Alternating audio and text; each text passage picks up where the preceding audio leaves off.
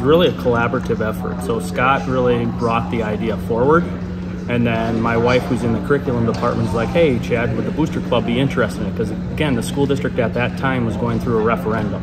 We didn't know if the referendum was going to pass, and so obviously the school district at that time, that's a pretty big investment, and with jobs potentially being cut, didn't really want to entertain that. So that's where the Booster Club said, hey, let's take this opportunity, let's see if we can really enhance it and kind of go forward with it.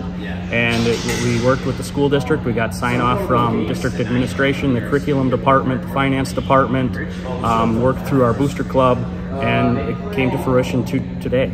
There's kind of two parts to the class. There's this main part of the class where, of course, we have the video board behind us. We do live streaming, all of that stuff. But there's also like a second part of the class where we have to go out and get sponsorships and try and get funding for other things we want going on around the school. So, I mean, they're both really fun. Students get to choose what they want to do.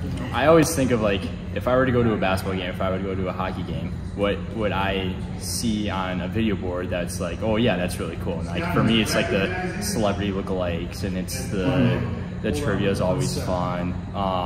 Competitions and stuff of like who has the biggest muscles or who can do the most push-ups or like something random like that. It's just like the fan interactions are just huge. Yeah. At the end of the term, the hope is that they understand what the creation process looks like and the implementation process looks like for not only live streaming but also for the video board.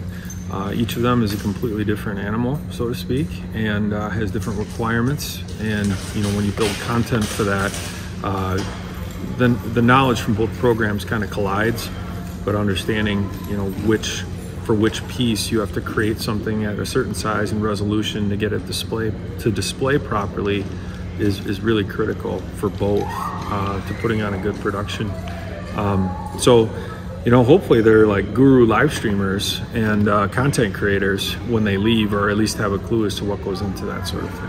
On a typical game day production, whatever's going on in our gym, we can create a lot of the graphics and the fan engagements and the things that are going on the video board in our classes. So media productions is a class that we have at the high school. The students will be creating graphics, we'll be putting it on the buttons and be able to put it on the board.